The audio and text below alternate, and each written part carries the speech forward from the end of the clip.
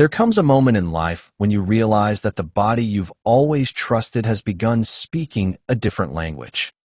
Perhaps you've noticed it in the small hours of the night, lying awake when every cell begs for rest, or in the unexpected fatigue that follows a meal that never troubled you before. These are not failures. They are not signs that something has gone wrong. They are simply the body communicating in the only way it can, letting you know that the rules have changed, that the systems which once operated automatically now benefit from attention and care. What most people never realize is that these signals follow patterns that have been observed across cultures and centuries, patterns that reveal not how to stop time, but how to live well within its gentle constraints. And the most hopeful truth is this: the body remains capable of adaptation at any age, responding to the right conditions with a wisdom that has been built into human biology over millions of years. You are listening to the Longevity Library, where we archive the wisdom of healthy aging. The architecture of healthy aging, understanding the body's needs and the patterns that support long life. A calm opening. There comes a point in life when the body begins to speak in a different language. The signals it sends are not necessarily alarming, but they are persistent, and they ask to be noticed. A night of sleep that once restored now leaves traces of fatigue that linger into the afternoon. A meal that passed through unnoticed in earlier decades now makes its presence known for hours. The joints, once flexible and silent, now announce themselves with small creaks and reminders after periods of stillness. These are not emergencies. They are not signs that something has gone wrong. They are simply the body communicating in the only way it can, letting its occupant know that the rules have changed, that the systems which once operated automatically now benefit from attention and care. For much of life, health runs in the background like electricity in a home, unnoticed until it fails. The body processes food, repairs cells, regulates temperature, and cycles through sleep without any conscious involvement. But with time, this automatic pilot begins to flicker. The systems remain intact, but they require more fuel, more rest, more consideration. What was once effortless becomes something that benefits from understanding. And this understanding, once gained, opens the door to a different kind of relationship with the body. One based not on fear or resistance, but on cooperation and respect. The study of healthy aging is not primarily a study of disease. It is a study of patterns, of the small daily choices that accumulate over decades into the architecture of a life. Researchers who follow large populations over many years have observed that certain habits, certain ways of moving, eating, resting, and connecting with others appear consistently among those who remain vigorous into their later decades. These patterns are not secrets. They are not hidden by any industry or suppressed by any authority. They are simply quiet, undramatic, and easy to overlook in a culture that celebrates speed, intensity, and quick transformation. This essay explores those patterns. It does not offer a program to follow or a set of rules to obey. It offers instead a way of seeing, a framework for understanding what the body needs and why. The goal is not to add another voice to the noise of health advice, but to step back and consider the larger picture, the underlying principles that make sense of the details. For those willing to listen, the body has much to teach about how it wishes to be treated. The lessons are not complicated, but they are deep, and they reward attention with the most valuable currency of later life: the ability to remain fully oneself for as long as possible. Part 1. The body's changing landscape. The question of time. Every living organism exists in relationship with time. Cells divide. Tissues renew. Systems operate in cycles that repeat with each passing day and each passing year. But the relationship is not static. What the body expects at 20 is not what it expects at 60. And what it can tolerate at 40 is not what it can tolerate at 70. This is not a design flaw. It is simply the nature of any complex system that has been operating continuously for decades. Consider the skin, the body's largest organ and most visible boundary with the world. In youth, it produces collagen abundantly, heals quickly, and maintains its structure with minimal input. With time, collagen production slows, the fat layer beneath thins, and the skin becomes more fragile. This is not a disease. It is an expected change, one that can be managed with attention but not reversed. The same principle applies to every other system. Bones lose density, muscles lose mass, blood vessels lose elasticity, and the brain processes information with slightly different timing. These changes are universal, but their rate and their impact vary enormously depending on how the body has been treated along the way. The question is not how to stop time. The question is how to live well within its constraints, how to work with the body rather than against it, how to provide what it needs at each stage so that the changes of aging unfold as slowly and gracefully as possible. This requires understanding what those needs are and why they shift. The question of reserves. Every body carries reserves, excess capacity built in by evolution to handle unexpected demands. The heart can pump more blood than the body typically requires. The lungs can extract more oxygen. The liver can process more toxins. The brain has more neurons than it strictly needs. These reserves allow the body to survive illness, injury, and stress without permanent damage. They are the margin of safety that keeps life stable through ordinary challenges. With age, these reserves diminish. The heart's maximum output declines. The lungs' capacity shrinks. The number of neurons slowly decreases. This is why a respiratory infection that would have been a minor inconvenience at 40 can become a serious illness at 80. The margin for error has narrowed. The body can still handle normal demands, but it has less ability to cope with extraordinary ones. This diminishing reserve explains many of the experiences of aging. Recovery from illness takes longer because the systems involved have less excess capacity to draw upon. Fatigue after exertion lasts longer because the body's ability to restore itself operates more slowly. Tolerance for poor sleep, poor nutrition, or emotional stress decreases because the buffers that once absorbed these impacts have thinned. The implication is not that life becomes fragile or that risk must be avoided. It is simply that the body benefits from more consistent care, more attention to the basics, more respect for its limits. What could be ignored in youth becomes significant in later decades. Small daily choices accumulate not just over weeks and months, but over years, and their effects compound in ways that determine how much reserve remains when it is most needed. The question of inflammation. Inflammation is one of the body's most essential tools for survival. When tissues are injured or infected, the immune system sends cells and chemicals to the affected area, producing heat, redness, swelling, and pain. This acute inflammation contains damage, fights infection, and initiates healing. Without it, a simple cut could become fatal and a minor virus could overwhelm the body. But inflammation was designed for short-term use, for acute threats that resolve quickly. When it persists at low levels for months and years, it becomes destructive rather than protective. This chronic inflammation, sometimes called inflammaging, is now understood to play a role in nearly every condition associated with aging. It damages blood vessels, contributing to heart disease and stroke. It interferes with insulin signaling, promoting diabetes. It attacks joint tissues, worsening arthritis. It affects the brain, accelerating cognitive decline.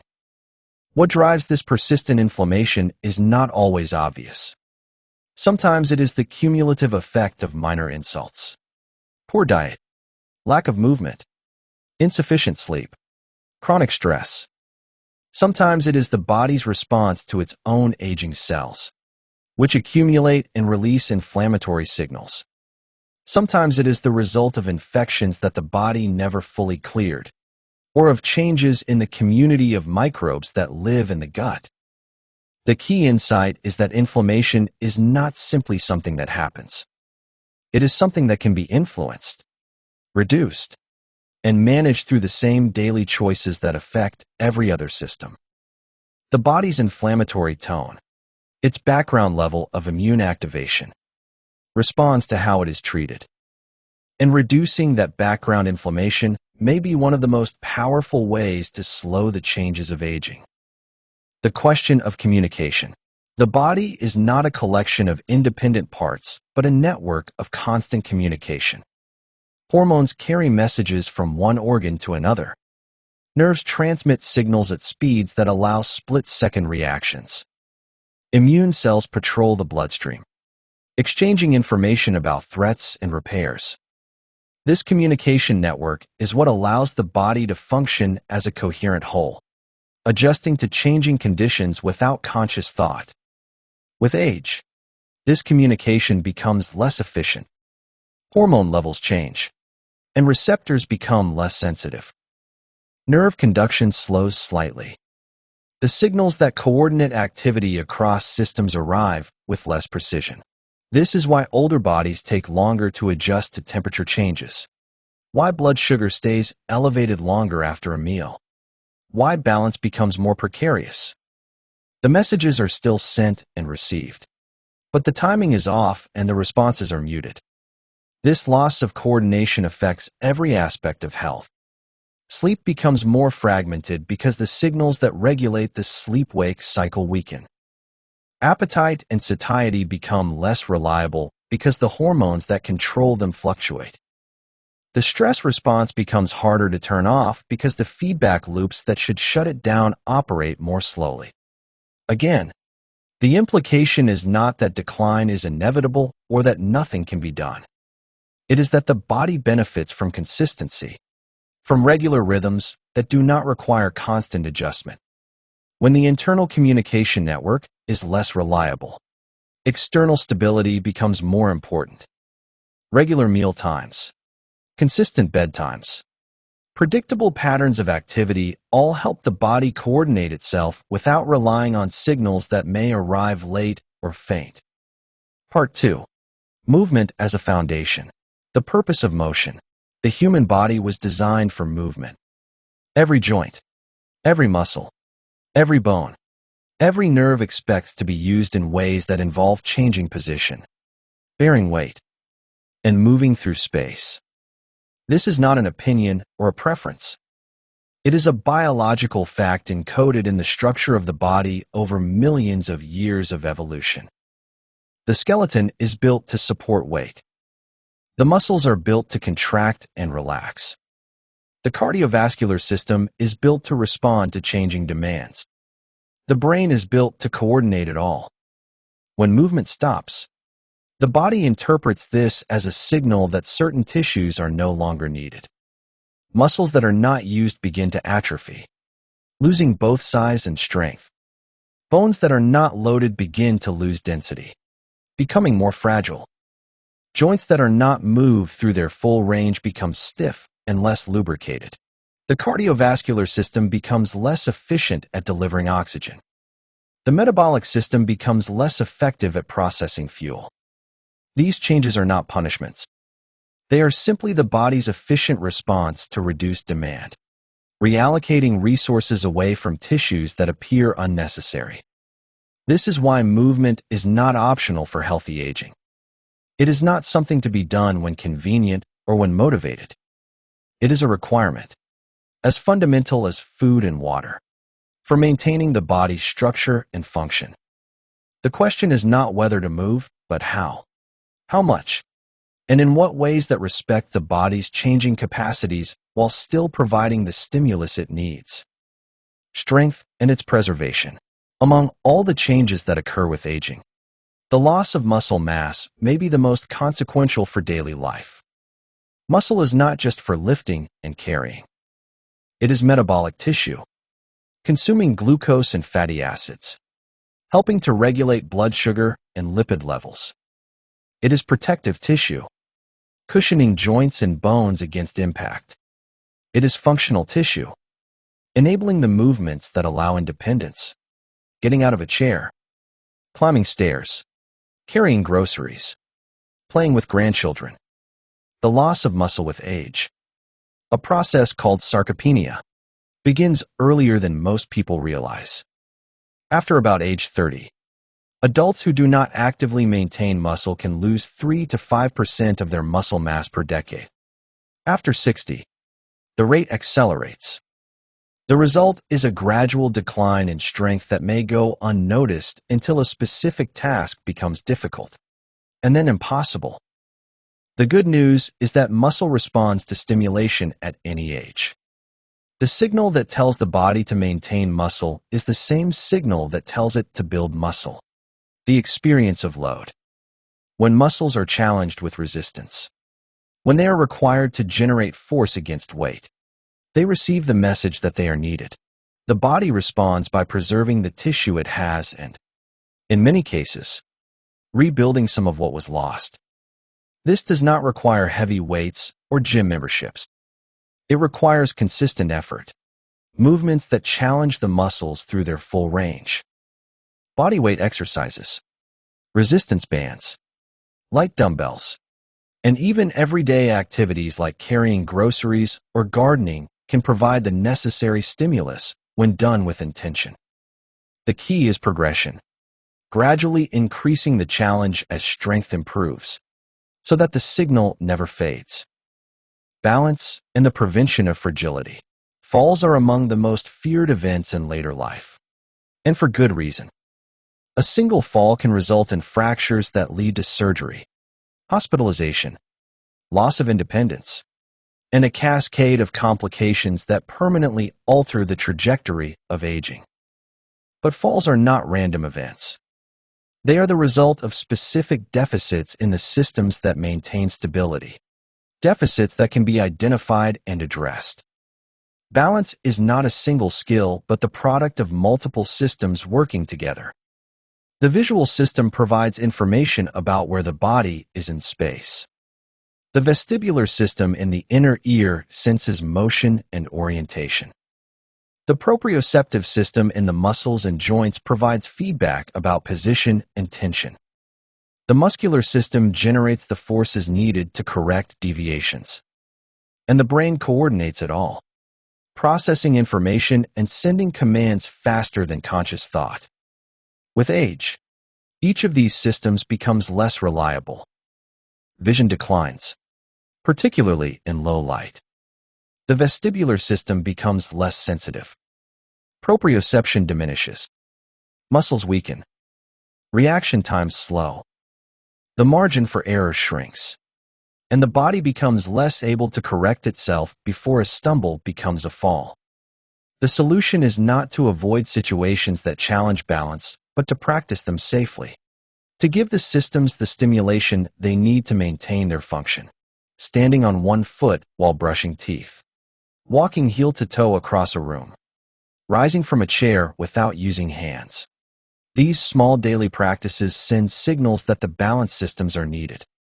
They maintain the connections between sensory input and motor output, preserving the body's ability to self-correct. Like strength, balance responds to use, and its preservation requires nothing more complicated than consistent attention. Mobility and the freedom of movement. Strength provides the force for movement. Balance provides the stability. Mobility provides the range. Without adequate mobility, even strong, stable muscles cannot move the body through the positions required for daily life. Reaching overhead, bending to tie shoes, turning to look behind while driving, all depend on joints that move freely through their intended ranges. Joints are designed to move. They are lined with cartilage that glides smoothly when lubricated, and they are surrounded by soft tissues that stretch and relax to allow motion. When joints are not moved through their full range, the tissues adapt by shortening. Muscles become tight. Tendons lose elasticity. The joint capsule itself becomes less flexible. Over time, what was once a normal range of motion becomes impossible, and movements that were once simple become struggles. This loss of mobility is often mistaken for an inevitable consequence of aging, but it is better understood as a consequence of disuse. Joints that are regularly moved through their full range maintain their mobility far longer than those that are not. The key is consistency, moving each joint through its available range every day, not just when it feels stiff or uncomfortable. This does not require stretching routines or yoga classes, though both can be helpful. It requires simply using the body fully in the course of daily life, reaching high, bending low, twisting, squatting. All the movements that children perform without thought are the same movements that preserve mobility throughout life. The body adapts to what it is asked to do. When it is asked to move fully, it maintains the capacity to do so. Endurance and metabolic health. The cardiovascular system, like every other system, responds to demand. When the body engages in sustained activity, when the heart beats faster and the lungs work harder for extended periods, the system adapts. The heart becomes more efficient at pumping blood. The lungs become more efficient at exchanging gases. The blood vessels become more flexible and responsive. The mitochondria, the tiny power plants inside cells, become more numerous and more effective at producing energy. These adaptations are not just about athletic performance. They are about the fundamental efficiency of the body's energy systems. A more efficient cardiovascular system delivers oxygen and nutrients more effectively, removes waste products more completely, and regulates blood sugar and blood pressure more precisely. It is the foundation of metabolic health, the ability to process fuel without the spikes and crashes that stress the system. Endurance does not require running marathons. It requires sustained movement at an intensity that challenges the system without overwhelming it. Brisk walking, cycling, swimming, dancing, any activity that can be maintained continuously for at least 20 to 30 minutes provides the stimulus the cardiovascular system needs.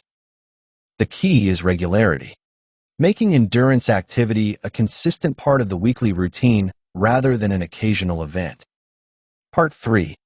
The rhythms of rest. Sleep as restoration. Sleep is not the absence of wakefulness. It is an active physiological state in which the body performs functions that cannot be performed while awake. Tissues are repaired. Memories are consolidated. Waste products are cleared from the brain. Hormones are balanced. The immune system is calibrated. These processes take time, and they require the specific conditions that only sleep provides. When sleep is disrupted, when it is too short, too fragmented, or too shallow, these processes are incomplete. Tissues do not repair fully. Memories do not consolidate properly. Waste accumulates in the brain.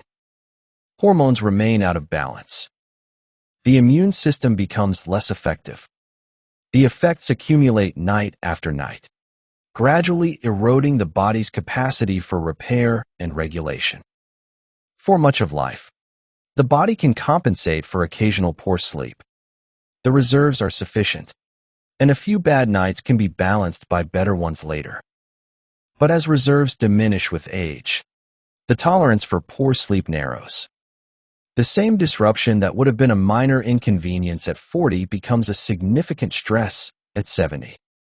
The body needs its full quota of restorative sleep, and it feels the lack more acutely when it does not get it. The challenge is that sleep itself becomes more fragile with age. The deep stages that provide the most restoration diminish. The signals that regulate the sleep-wake cycle weaken. The body becomes more easily aroused by noise, discomfort, and internal sensations. The sleep that was once reliable becomes unpredictable, and the frustration of lying awake compounds the physical effects of lost rest. The internal clock and its setting. The sleep-wake cycle is governed by an internal clock located deep in the brain, a cluster of cells that generates approximately 24-hour rhythms in physiology and behavior.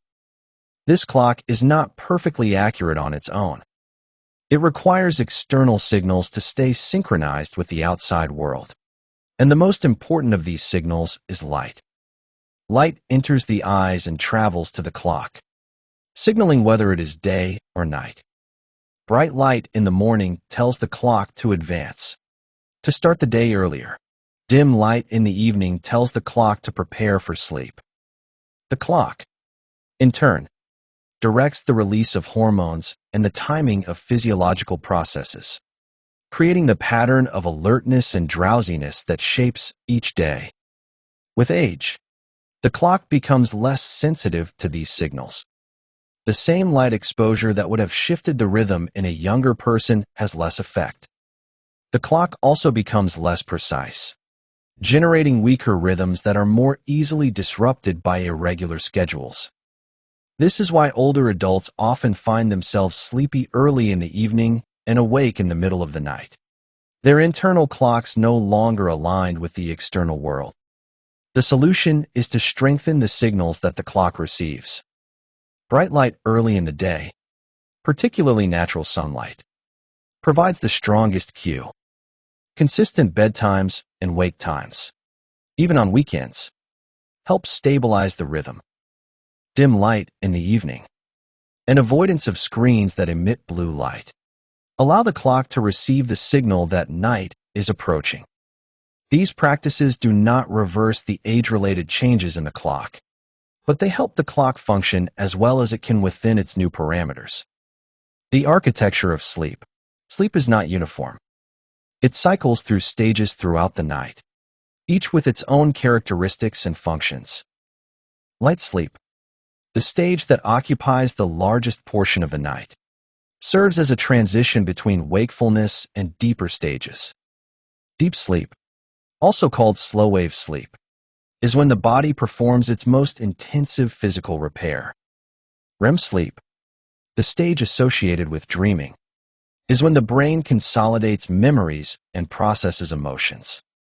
The proportion of time spent in each stage changes with age.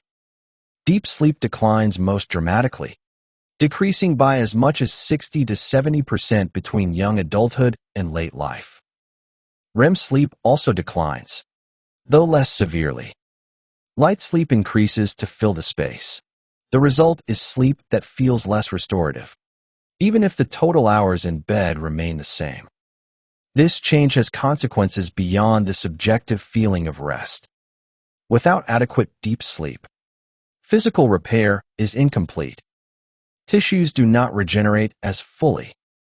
The immune system does not calibrate as precisely. The metabolic byproducts that accumulate during wakefulness are not cleared as thoroughly. Without adequate REM sleep, memory consolidation suffers. Learning is less efficient. Emotional regulation becomes more difficult. The loss of deep sleep and REM sleep is not reversible in the sense that younger proportions can be restored. But the amount of deep and REM sleep that remains can be protected and optimized through consistent sleep habits, regular exercise, and attention to the conditions that support sleep. The goal is not to restore the sleep of youth, but to make the most of the sleep that is still available. The environment of rest. Sleep happens in a context, and that context matters enormously. The bedroom is not just a place to lie down. It is the environment in which the body attempts to perform the complex physiological processes of sleep, and that environment can either support or undermine those processes. Light is one of the most powerful influences. Even small amounts of light penetrating the eyelids can suppress melatonin and disrupt the sleep cycle. Complete darkness, or as close to it as possible, allows melatonin to rise to its full levels and maintain them through the night. Blackout curtains, eye masks, and the elimination of electronic displays all contribute to the darkness the body needs. Temperature matters as much as light. The body's internal temperature drops naturally during sleep, and a cool room supports this drop. A room that is too warm interferes with the body's cooling mechanisms, leading to more frequent awakenings and lighter sleep. The optimal temperature for most people is between 65 and 68 degrees Fahrenheit, though individual preferences vary.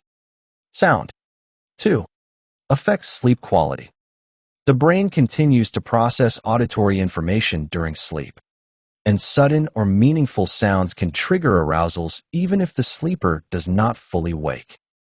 Consistent background noise, whether from a fan, a white noise machine, or recordings of natural sounds, can mask disruptive noises and create an acoustic environment more conducive to sleep.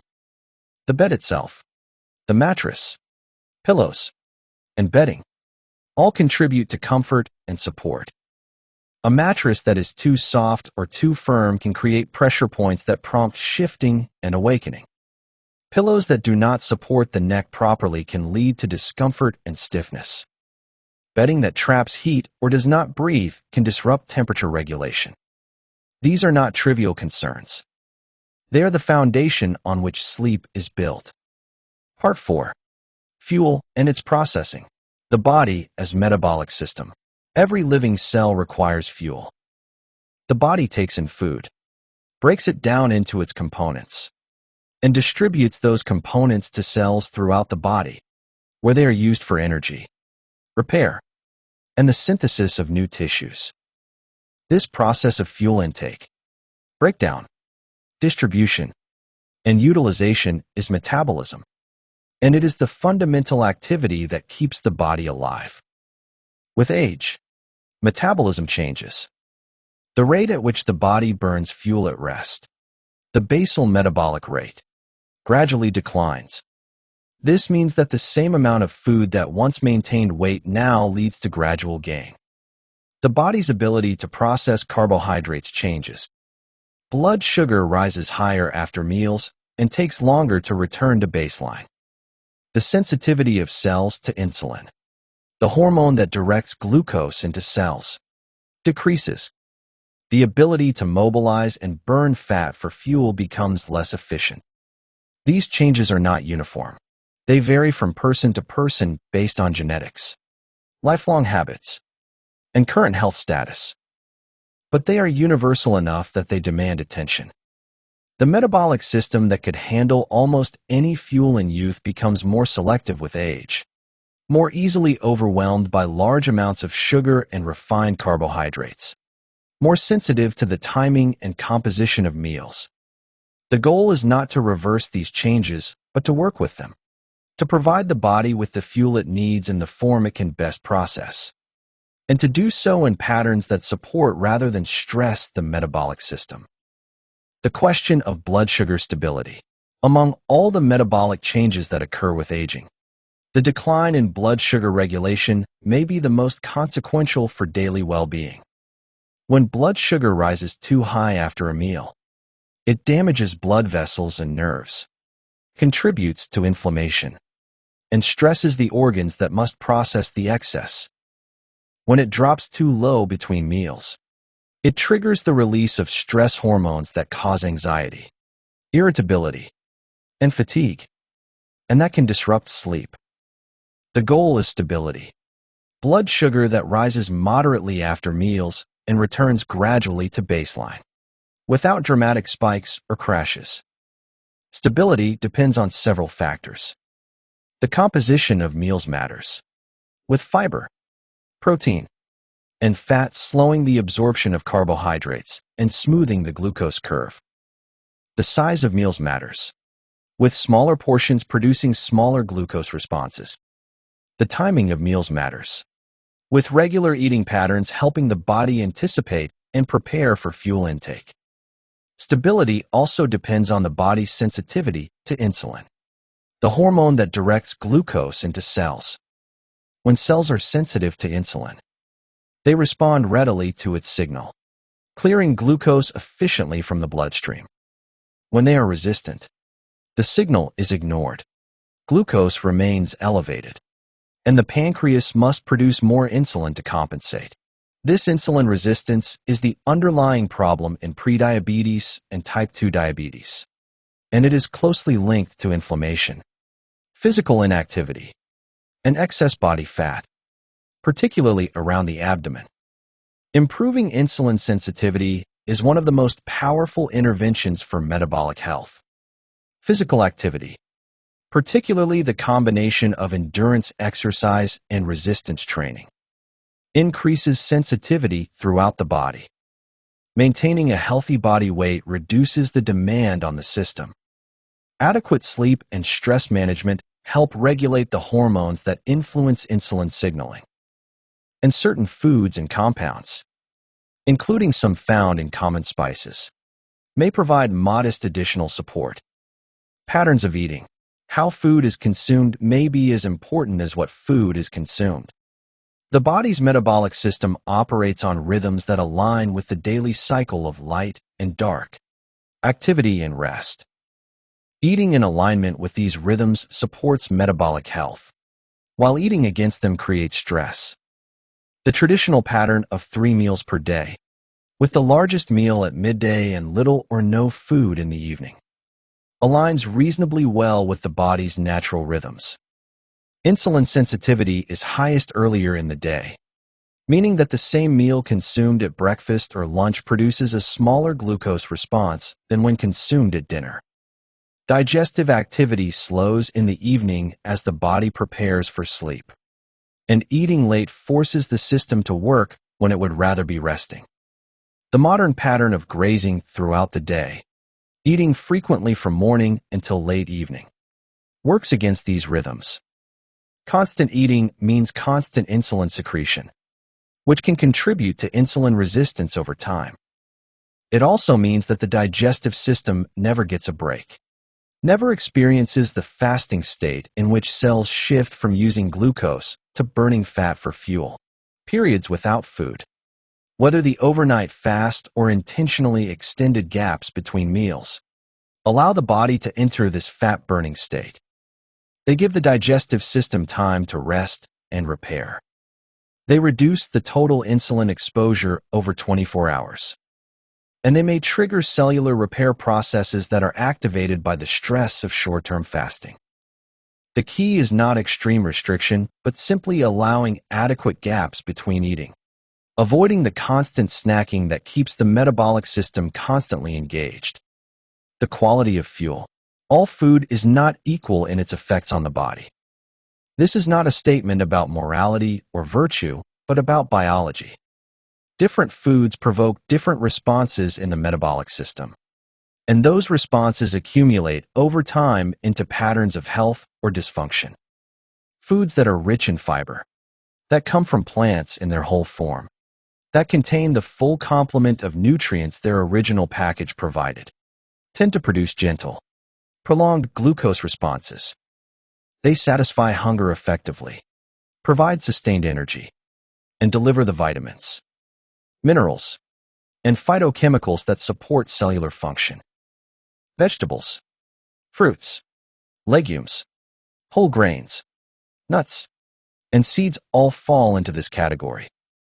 Foods that are refined, stripped of their fiber and processed into concentrated forms, tend to produce rapid glucose spikes followed by sharp drops. They satisfy hunger briefly but leave the system searching for more. They provide energy in a rush that quickly fades, and they deliver few of the supporting nutrients that the body needs.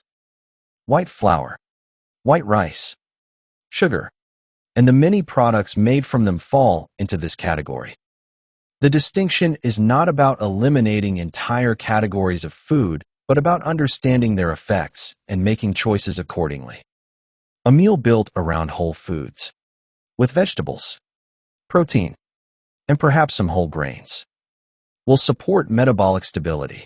A meal built around refined carbohydrates will challenge it. Over time, the cumulative effect of these choices shapes the body's metabolic capacity and its reserve for handling future stress.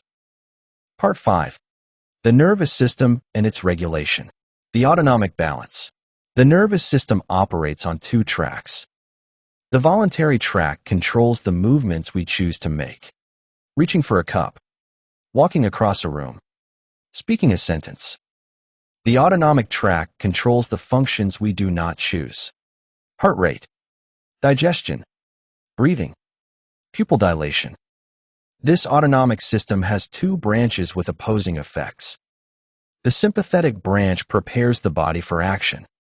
It increases heart rate, raises blood pressure, dilates airways, releases glucose from storage, and redirects blood flow to muscles. This is the fight or flight response, designed for short-term use in situations requiring intense effort or rapid reaction. When activated, it suppresses functions not immediately needed for survival. Digestion, repair, reproduction. The parasympathetic branch supports rest and restoration. It slows heart rate, lowers blood pressure, constricts airways, directs blood flow to the digestive tract, and promotes the storage of energy.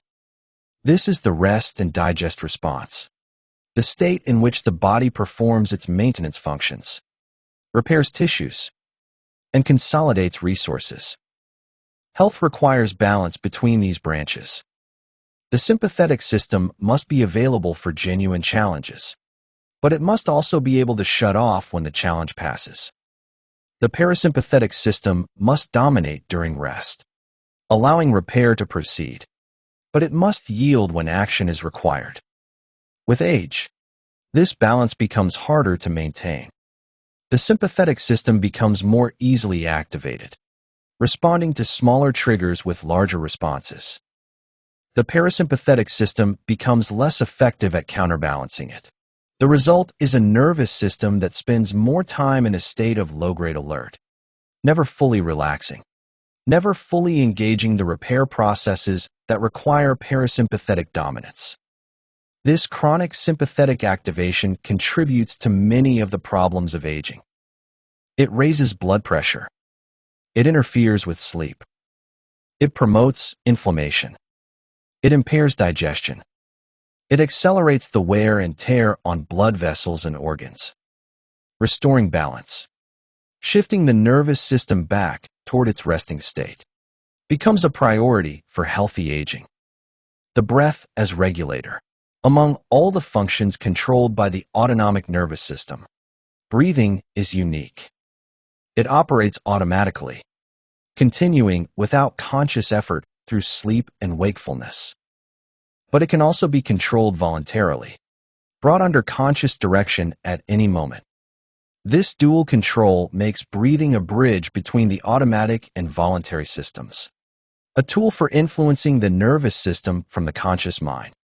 Long, slow, smooth breathing activates the parasympathetic system. The physical act of exhaling, in particular, stimulates the vagus nerve, the main highway of the parasympathetic system, signaling that it is safe to rest. When breathing is fast, irregular, or shallow, the sympathetic system remains dominant, interpreting the breathing pattern as a sign that action is needed. This relationship works in both directions. Stress creates fast, shallow breathing, and fast, shallow breathing reinforces stress. Calm creates slow, deep breathing, and slow, deep breathing reinforces calm. By changing the breathing, it is possible to change the state of the nervous system, to shift from sympathetic toward parasympathetic dominance, to signal that the threat has passed and rest is permitted. The practice is simple enough to be accessible to anyone. A few minutes of slow breathing, with exhalations longer than inhalations, can lower heart rate, reduce blood pressure, and quiet the mind. Done regularly, it trains the nervous system to return more easily to its resting state, to recover more quickly from stress, to spend more time in the parasympathetic mode where repair occurs. The mind's role in arousal. The nervous system does not distinguish between external threats and internal ones. A physical danger and an anxious thought trigger the same sympathetic response. The body prepares for action regardless of whether the threat is real or imagined, immediate or anticipated. This is why worry keeps people awake. The anxious thought, the replaying of a conversation, the anticipation of a difficult event, all activate the sympathetic system. Heart rate increases slightly. Muscles tense. The brain remains alert. Sleep, which requires parasympathetic dominance, becomes impossible as long as this activation persists. With age, this tendency can intensify. The losses accumulate. The worries multiply. The uncertainty about the future grows. The mind has more material to work with, more reasons to stay alert, more perceived threats to prepare for. And the nervous system, already more easily activated and less easily calmed, responds to each thought as though it were a genuine emergency. The solution is not to eliminate thoughts, which is neither possible nor desirable. It is to change the relationship with them, to observe them without being drawn into them, to let them pass without activating the stress response. Practices that cultivate this observing stance: mindfulness, meditation, gentle attention to the present moment, can reduce the impact of thoughts on the nervous system. They do not stop the mind from generating worries, but they reduce the body's reaction to them, preserving the parasympathetic state that sleep requires. The environment of calm. The nervous system responds not only to internal states, but also to the external environment, the spaces we inhabit, the sounds we hear, the light we see, the people we encounter, all influence the balance between sympathetic and parasympathetic activation. An environment that is cluttered, noisy, chaotic, or demanding keeps the sympathetic system engaged. There is always something to respond to, something to manage, something to prepare for. The nervous system never fully relaxes because the environment never signals that it is safe to do so. An environment that is orderly, quiet, predictable, and supportive allows the parasympathetic system to dominate. The absence of demands, the presence of comfort, the reliability of the surroundings all signal that vigilance is unnecessary, that rest is permitted. Creating such an environment does not require perfection. It requires attention to the details that matter most. A bedroom that is dark, quiet, and cool. A living space that is organized and free of clutter. A daily routine that includes periods of genuine quiet, without screens, without demands, without the constant stimulation that keeps the nervous system engaged. These are not luxuries. They are the conditions that allow the body to return to its resting state, to perform the repair and maintenance that keep it healthy. Part 6. Connection and meaning. The social brain. The human brain evolved in a social context. For millions of years, survival depended on belonging to a group, on cooperation, on the exchange of information and resources. The brain developed systems for reading others, for forming attachments, for navigating the complexities of social life. These systems are not optional extras. They are fundamental to how the brain works. When social connections are strong, when there are people who know us, who care about us, who we can rely on, the brain receives signals of safety. The parasympathetic system is supported. Stress hormones are lower. Inflammation is reduced. The body's repair processes operate more effectively when social connections are weak. When isolation replaces community, the brain receives signals of threat. The sympathetic system remains activated. Stress hormones remain elevated. Inflammation increases. The body remains in a state of alert, preparing for dangers that never come but wearing down the systems that should be resting and repairing. This is not metaphor. The physiological effects of loneliness have been measured repeatedly. Lonely people have higher levels of cortisol, the primary stress hormone. They have higher levels of inflammatory markers. They have higher blood pressure. They have poorer sleep. They have faster cognitive decline. The absence of connection is not just emotionally painful. It is physically damaging, accelerating the very processes of aging that people most wish to slow. Quality over quantity. The number of social connections matters less than their quality. A few deep relationships, people who truly know and accept us, provide more support than many superficial ones. The sense of being understood, of matching to someone, of having a place in another's life. These are the experiences that signal safety to the brain. Deep relationships take time to develop and effort to maintain. They require showing up, being present, offering attention and care. They require vulnerability, the willingness to be seen as we truly are, with all the imperfections that every life contains. They require consistency, the reliable presence that builds trust over months and years. In a culture that often prioritizes productivity over connection, that fills time with tasks and screens and endless small demands, deep relationships can be difficult to maintain. They require carving out space, protecting time, choosing presence over efficiency. But the evidence is clear that this investment pays returns in health that no other intervention can match. Purpose as organizing principle.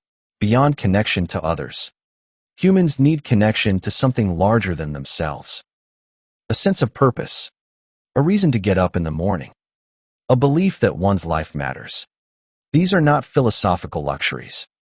They are psychological necessities that organize behavior and support health.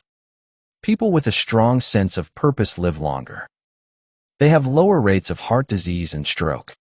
They maintain physical function longer. They experience slower cognitive decline. They report higher levels of well-being and lower levels of depression. The effect is consistent across studies and populations, and it is independent of other factors like income, education, and baseline health. Purpose does not have to be grand. It does not require saving the world or achieving fame. It can be as simple as caring for a garden, helping with grandchildren, volunteering at a local organization, creating something beautiful, sharing knowledge with others. What matters is that it feels meaningful to the person pursuing it, that it provides a reason to engage with the world, that it organizes time and attention around something beyond immediate gratification. Purpose also provides structure. It creates routines, reasons to be active, reasons to connect with others. It fills the days with activities that matter, that have consequences, that link one day to the next in a coherent narrative. In later life, when work and parenting may no longer provide this structure, purpose must be consciously cultivated, chosen rather than inherited. The practice of attention, connection, whether to others or to purpose, requires attention. It requires being present, fully engaged, rather than distracted and divided. This quality of presence is itself a skill, one that can be practiced and strengthened. When attention is scattered, when the mind jumps from one thing to another, when screens interrupt every moment of stillness, connection suffers, conversations become shallow, activities lose their meaning. The sense of presence that makes life feel real and valuable becomes elusive. When attention is focused, when the mind can rest on what is before it, connection deepens. A conversation becomes a meeting of minds. An activity becomes an experience. The moment becomes full, rich, sufficient. This quality of attention is available to anyone, regardless of circumstances. But it requires practice in a culture that constantly pulls attention away. Simple practices can strengthen attention. Spending time in nature without devices. Engaging in activities that require concentration. Whether gardening, painting, playing music, or solving puzzles. Setting aside time for conversation without distractions. Sitting quietly and watching the breath. Bringing the mind back when it wanders. again and again. These are not esoteric disciplines. They are training for the mind, building the capacity for presence that makes connection possible. Part 7. The integration of wisdom. The body is teacher. After decades of life, the body has accumulated experience. It knows what helps and what harms, what supports and what drains.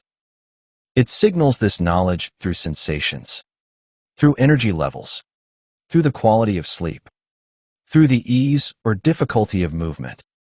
Learning to read these signals is the foundation of healthy aging. The body teaches in its own language, not in words, but in feelings. A heavy meal teaches through sluggishness the next morning. A poor night's sleep teaches through the fog that lingers all day. A period of stress teaches through tension in the shoulders, through shallow breathing, through the inability to relax. These are not punishments. They are information. Feedback from a system that is trying to maintain balance despite the challenges it faces.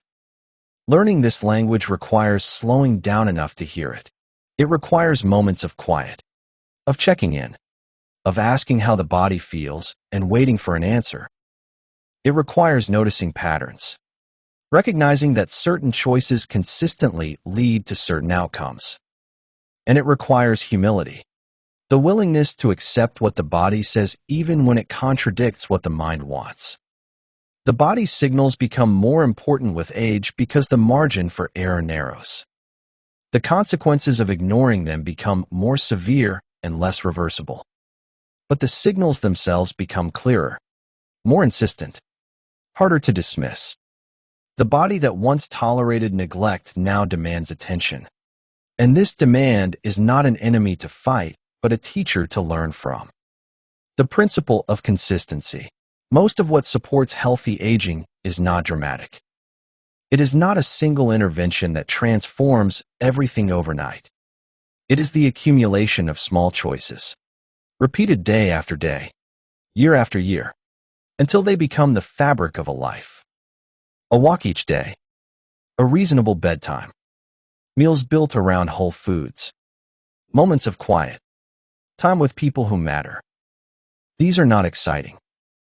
They do not make for compelling headlines, but they are the foundation on which health is built. And they work not through any single effect, but through the cumulative power of consistency. Consistency matters because the body is a system that adapts to patterns.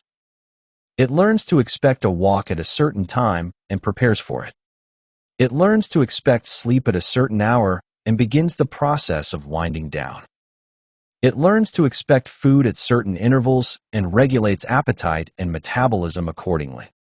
When patterns are consistent, the body can operate efficiently, without the constant adjustments that irregularity requires.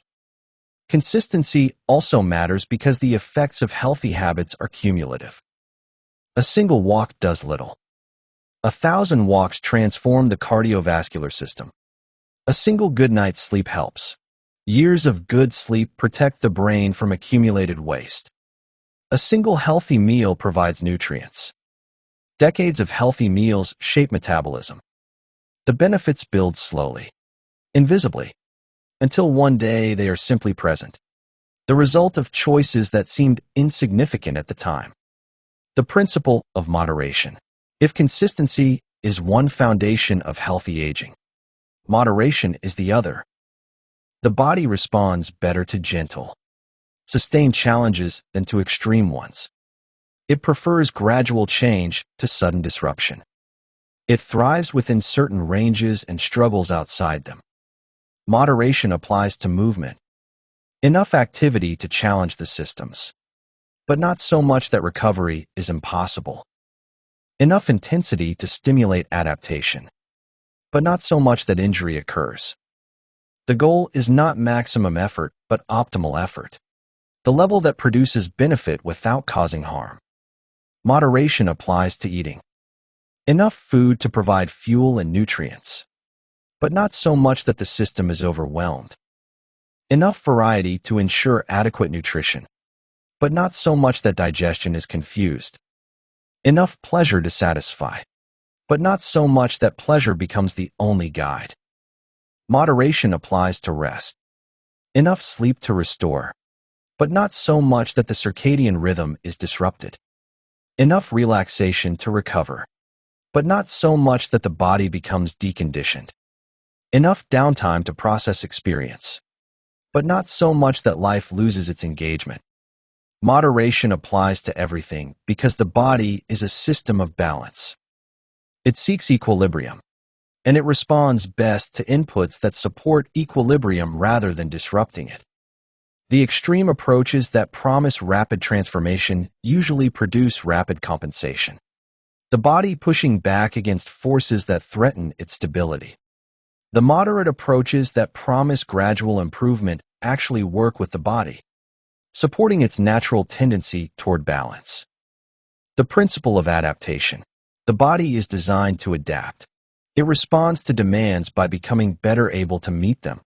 Lift weights, and muscles grow stronger. Walk regularly, and the cardiovascular system becomes more efficient. Practice balance, and the systems that maintain stability become more precise. Fast between meals, and the body becomes better at burning fat for fuel. This capacity for adaptation does not disappear with age. It slows, but it does not stop. This is perhaps the most hopeful fact about aging. The body remains plastic, capable of change, responsive to demand. It can still build muscle at 80. It can still improve cardiovascular fitness at 90. It can still learn new skills, form new connections, develop new capacities. The potential for growth never entirely vanishes. What changes is the rate of adaptation and the recovery time required. A younger body adapts quickly and recovers overnight. An older body adapts more slowly and requires more rest between efforts. But the direction of change remains the same. Stimulus leads to adaptation. Demand leads to growth. Use leads to preservation. This principle underlies everything discussed in this essay. Movement works because the body adapts to movement. Rest works because the body adapts to rest.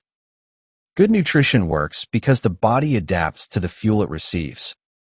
Connection works because the brain adapts to the social environment. The body is always becoming, always adjusting, always responding to the conditions it encounters. The question is not whether it will adapt, but what it will adapt to. What demands we place upon it. What conditions we create for it. A calm conclusion. The years accumulate, and the body changes with them. This is not a tragedy to be mourned, but a reality to be understood.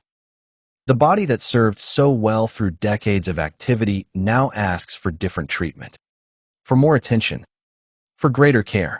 It asks to be moved, but not overwhelmed, to be fed, but not flooded, to be rested, but not immobilized, to be connected, but not drained. These are not unreasonable requests. They are the simple needs of a complex system that has been operating continuously for a very long time. Meeting these needs does not require perfection. It does not require dramatic transformation or heroic effort. It requires only attention, the willingness to notice what the body says and to respond accordingly. It requires consistency, the commitment to small daily choices that accumulate into patterns. It requires moderation, the wisdom to seek balance rather than extremes. And it requires patience, the understanding that the effects of care unfold slowly, over time, in ways that may not be immediately visible. The body has its own intelligence, developed over millions of years of evolution, refined through countless generations of ancestors who faced the same challenges of survival. This intelligence does not need to be overridden or improved. It needs to be listened to, supported, and allowed to do what it does best: maintain balance, repair damage, and sustain life for as long as possible. In the end, healthy aging is not about defeating time. It is about living well within time's constraints, about making the most of whatever years remain, about preserving the capacity to be fully oneself for as long as possible. This is not a small goal. It is perhaps the most important goal there is. And it is achievable not through any single intervention, but through the accumulated wisdom of daily choices, made with attention, consistency, moderation, and patience, day after day, year after year, until they become simply the way life is lived. The body has its own intelligence, developed over millions of years of evolution, refined through countless generations of ancestors who faced the same challenges of survival. This intelligence does not need to be overridden or improved. It needs to be listened to, supported, and allowed to do what it does best: maintain balance, repair damage, and sustain life for as long as possible. If this reflection has sparked something in you, some recognition or quiet insight, we invite you to share your thoughts in the comments, not as a prescription, but as a conversation among those who are walking the same path. And if you would like to continue exploring the wisdom of healthy aging, we welcome you to browse the other videos in this library and to subscribe so that new reflections find their way to you. This is the Longevity Library. Listen, learn, and live longer.